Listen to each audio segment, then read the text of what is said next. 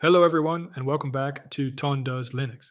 Today we are looking at a distribution that quietly does something almost no one else does anymore. It builds everything from scratch. We are talking about Solus 4.9, codenamed Serenity. In a Linux landscape where almost every new release is just another Ubuntu spin or an arch derivative, Solus remains truly independent.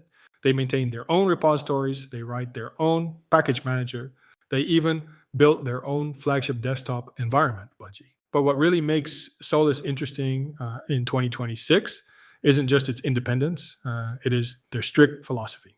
They do not care about the enterprise market. They do not build for servers. Solus is laser focused on exactly two groups of people, home users and gamers.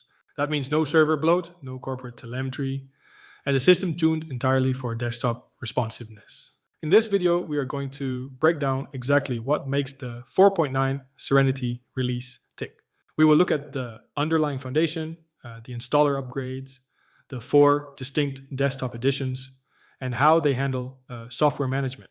By the end, you will know exactly if this independent approach is worth your time. Let us start by looking under the hood at the core foundation that makes this release possible. The most significant change in Solus 4.9 Serenity is the move to Linux kernel 6.18, LTS and Mesa 26.04. This is a critical upgrade for the core audience of gamers and desktop users. Kernel 6.18 brings substantial performance improvements for both AMD Ryzen and modern Intel processors. If you are running newer hardware, you will notice better power management and more efficient thread scheduling.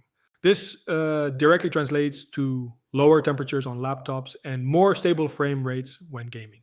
Pairing this with Mesa 26 is where the real gaming benefits appear. Mesa 26 includes the latest Vulkan drivers, which are essential for running Windows games through Proton. The shader compilation is faster, meaning fewer stutters when you load into a new area in heavy titles. Solus has always walked a careful line between stability and bleeding edge software. They use a curated rolling release model. You get the latest kernels and graphics drivers very quickly, ensuring your hardware works optimally. But they hold back major system libraries until they are thoroughly tested. It is a pragmatic approach that keeps your system reliable while giving you the performance you need for modern gaming. With the foundation solid, we need to talk about how you actually get this system onto your drive. Because the installation process has seen a major security overhaul. Chapter 3 of 8, the installer and LTS encryption.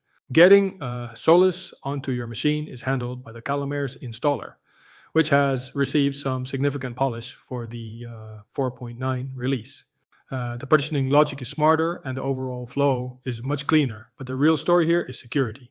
If you choose to encrypt your drive during installation, Solus now defaults to LTS encryption using the Argon2i key derivation function. This is a massive step up in cryptographic security compared to the older LTS standard. It makes brute force attacks significantly more difficult and resource intensive. Even better, Solus 4.9 now supports TPM unlocking out of the box. If your motherboard has a trusted platform module, you can configure it to unlock your encrypted drive automatically. This means you do not have to type a long decryption password every single time you boot your computer, while still keeping your data safe if someone physically steals your drive. For laptop users who travel frequently, this combination of LTS and TPM support provides enterprise-grade security. Without the daily friction usually associated with full disk encryption, it is a thoughtful implementation that respects both security and user convenience. Once you are past the login screen, you are greeted by the desktop. And for Solus, the flagship experience has always been Budgie. Solus is the birthplace of the Budgie desktop environment. While you can use Budgie on other distributions, Solus is where it feels the most cohesive. Version 4.9 ships with Budgie 10.9.4, and the integration is incredibly tight. The first thing you will notice is the refined aesthetic. The new default dark mode is clean, utilizing deep grays rather than harsh blacks, which reduces eye strain. The panel layout remains familiar to Windows users, but it is highly modular. You can add applets, move the panel to any edge, or set up a dock with just a few clicks. The Raven sidebar remains one of Budgie's best features. A quick swipe or keyboard shortcut slides out a unified center for your notifications, media controls, and calendar. It is functional without being intrusive. They have also made subtle improvements to the window management. The tiling features are snappy and responsive. When you snap a window to the edge of your screen, the animations are smooth, and the system immediately offers to fill the remaining space with your other open applications. It is arguably the cleanest, most focused desktop experience in the Linux world right now. It does not try to reinvent how you use a computer. It just tries to get out of your way. But Budgie is not the only option Solus provides. While Budgie is the flagship, Solus maintains 3 other official editions, and they treat them all as first-class citizens. The GNOME 49.5 edition takes a pure vanilla approach. Solus does not heavily theme or modify GNOME. They deliver it exactly as the GNOME developers intended.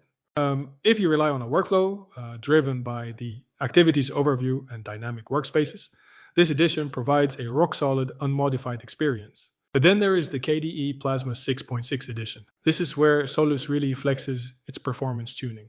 Plasma 6.6 is already efficient, but running it on the Solus base feels remarkably fast. The animations are fluid, and the memory footprint is surprisingly low for such a feature-rich environment.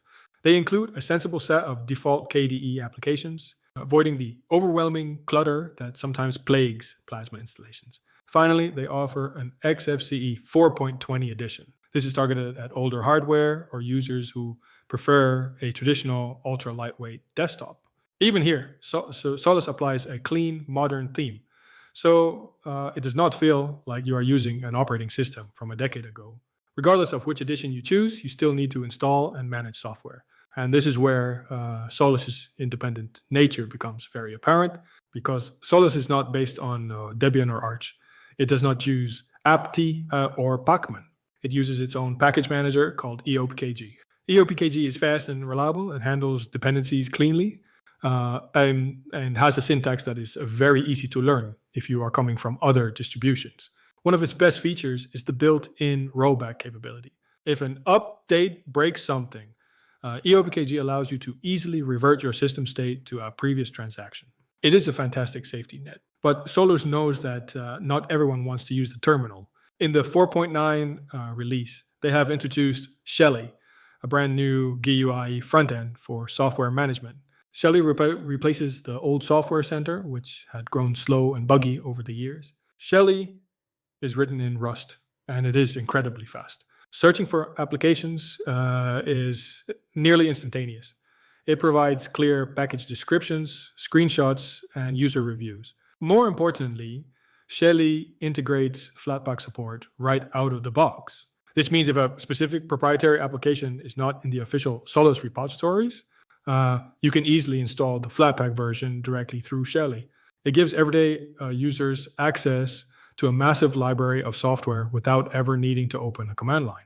This level of polish is impressive, especially considering the project's recent history. We need to address the history of the Solus project, because it has not always been smooth sailing.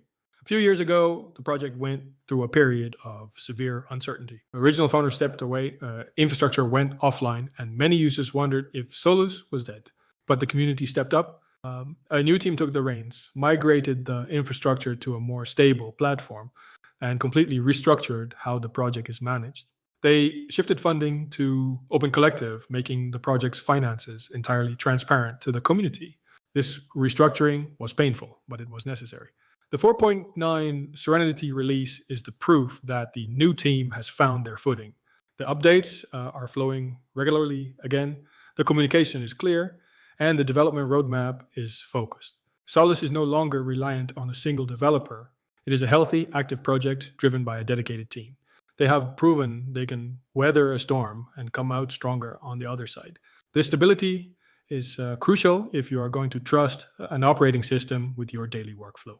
So, with all of this in mind, we arrive at the final question. Who is Solus 4.9 Serenity actually for in 2026? If you are running a server, look elsewhere. If you need highly specialized enterprise software, stick to Fedora or Ubuntu. But if you are a home user, a gamer, or a developer who just wants a fast, clean desktop that stays out of your way, Solus is exceptional. It is for the distro hopper who is tired of the Ubuntu ecosystem and the Arch maintenance burden. Solus provides the freshness of a rolling release with the stability of a curated system. The new kernel and Mesa drivers make it a fantastic gaming platform, and the Budgie desktop remains one of the most elegant interfaces available today.